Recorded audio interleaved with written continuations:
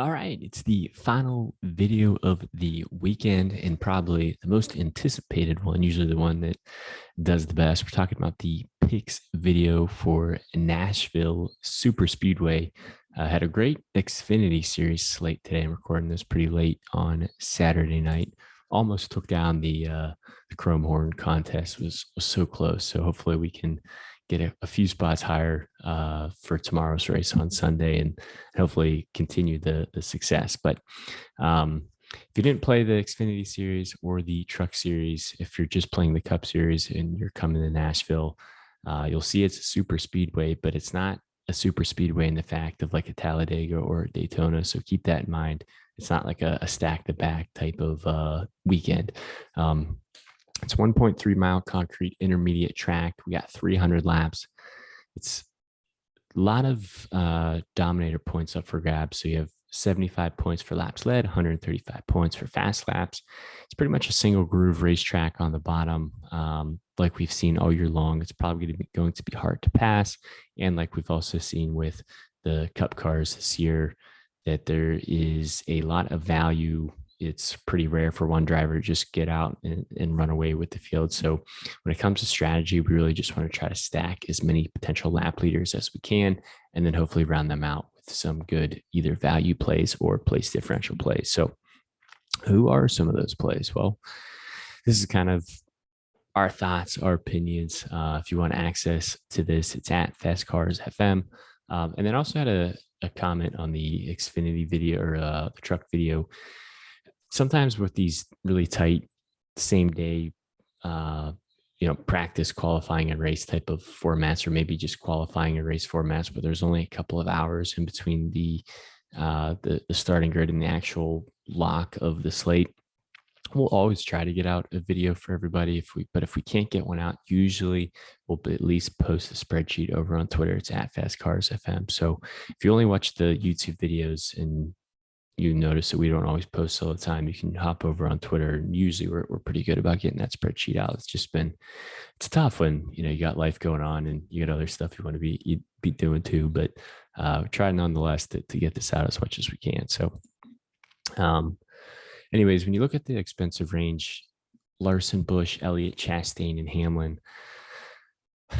Larson it's hard for him in where he's starting to justify that price tag. It's not saying that you should completely eliminate Larson from your player pool. I think you should still have some lines with Larson in him or Larson in there. He's not one of our top plays this weekend. Top play that I think might be 65-70% owned in your slate is probably going to be Kyle Busch. He had arguably the best car in practice right behind Bubba Wallace of all people. But he did spin the car out and back it up into the wall in qualifying. So because of that, he starts DFL. So it gives you a ton of place differential upside, a lot of lap leading upside, a lot of fast lap upside. He's going to be extremely high owned. So just be aware of that. If you're playing cash games, just lock Kyle Busch in, and I think he's going to be a pretty good tournament play for you as well. Elliott's going to be a little bit more of a GPP play. Gives you a little bit of a discount over Larson. I just don't love his starting spot in fourth.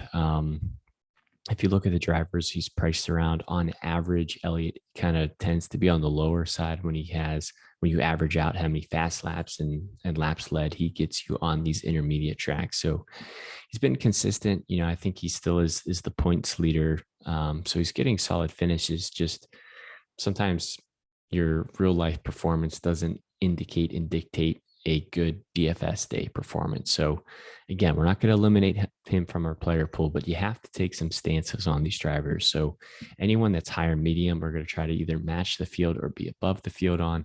Anyone who's low, we're trying to be under the field on, or maybe not really getting to it all. And if they're none, we're not really even touching them.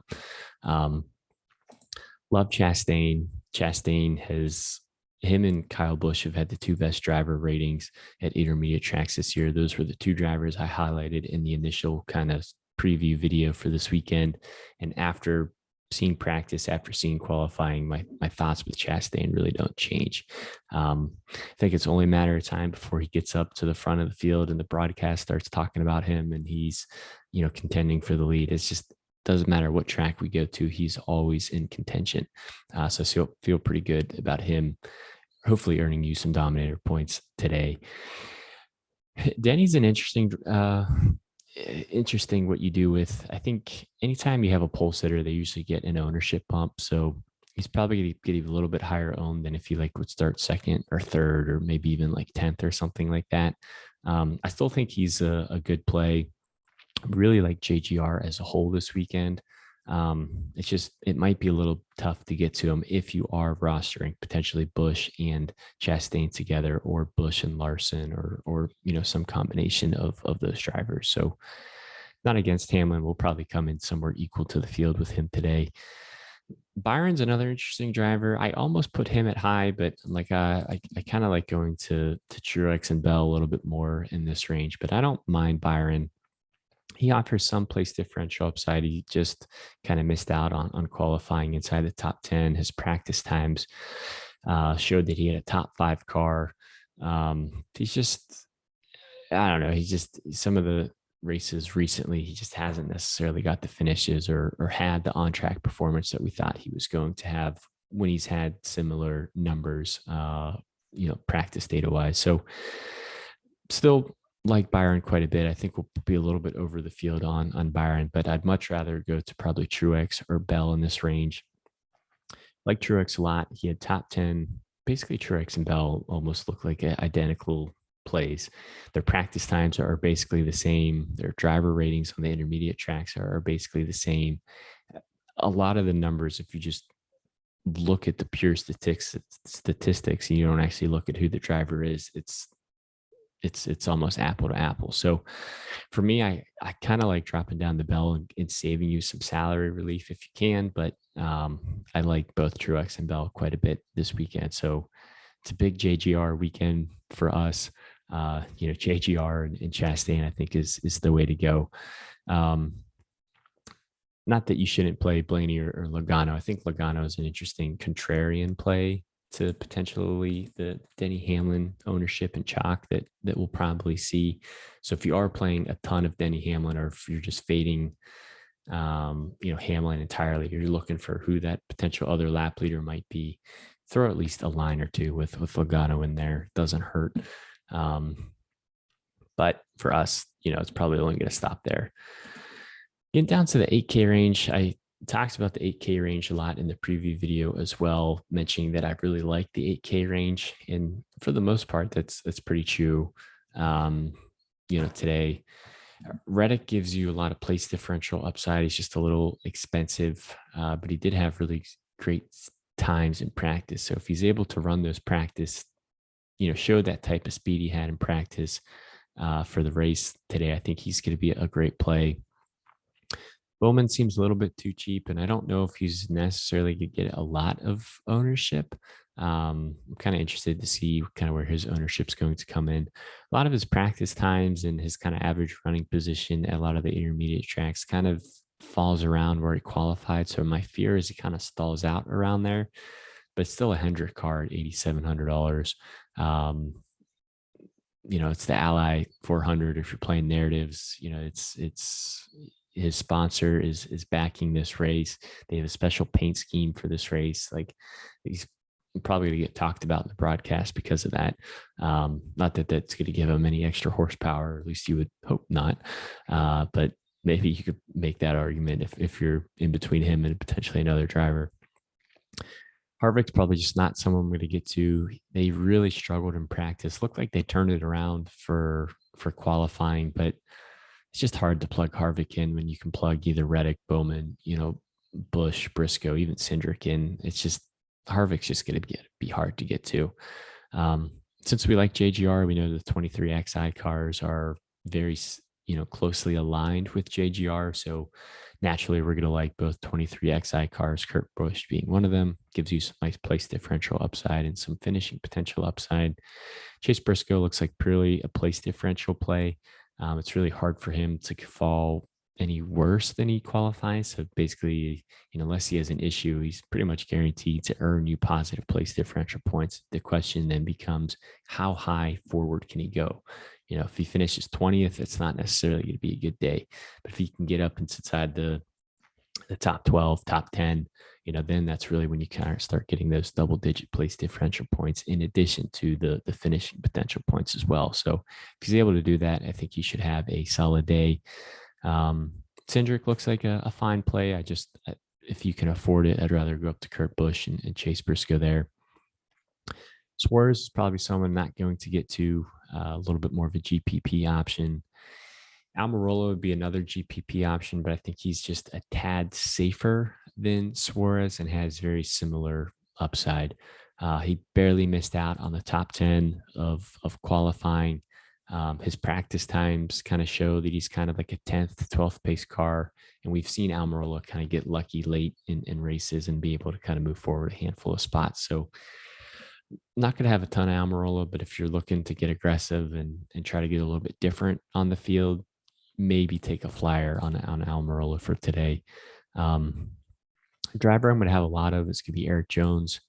He's gotten unlucky a handful of times when you look at his results, but if you actually look at how this car is performing, the speed, his average running position throughout the race, it's usually, decently well for the value and the price tag that you're getting. And you throw in that he has some place differential upside in there as well.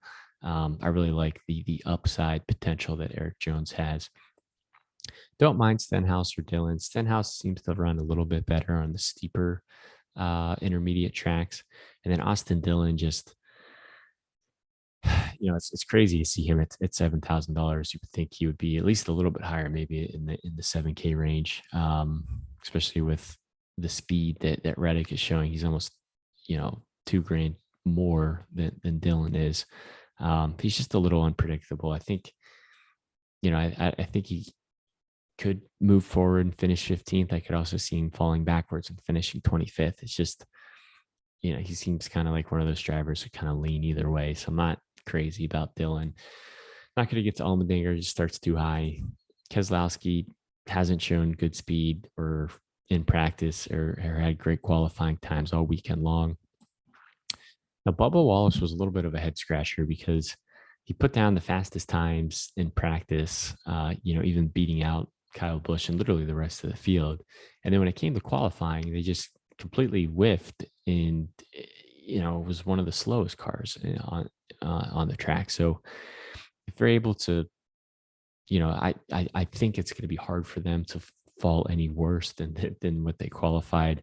JGR as a whole looks pretty good this weekend. We like JGR a lot. So Bubba Wallace gives you a lot of place differential upside. He's pretty cheap. He's really easy to fit in the lines.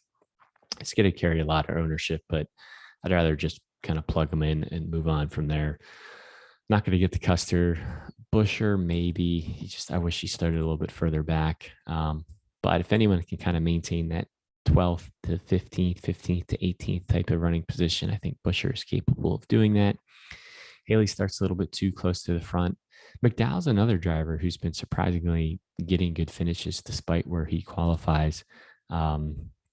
Just you're going to need some place differential points, in your line. So I think I'd rather go to Ty Dillon and Todd Gilliland, who give you some of those, place differential type of punt plays that, if McDowell has a bad day, it's really going to hurt your line. If Todd Gilliland has a bad day, yeah, it's not going to help your line, but it's also not going to completely kill your line either. You might still have a chance of potentially cashing depending on, what type of, DraftKings game that you're playing. And then other than that, I'm not really getting to Burton or really any of the punts. I don't really think you have to go that low. So I think if you look at all the high and medium drivers, I think that gives you like 19, kind of 20 drivers to kind of pick from. That's kind of our player pool. Like I said, we're going to mainly focus on guys with high, medium, probably come in right at the field or maybe a little over the field, low. Maybe we'll sprinkle in a couple of lines here and there, and none, we're probably not going to get too much. So hopefully that's been helpful. If it has, all we really ask is leaving a like on the video or just shouting us out in the comments or just saying hi or something in the comments. But any questions, drop them in the comments below. I'll get this posted the morning of race day on Twitter. It's at Fast Cars FM. But other than that, hopefully have fun constructing lines and best of luck today. And we'll catch you next week.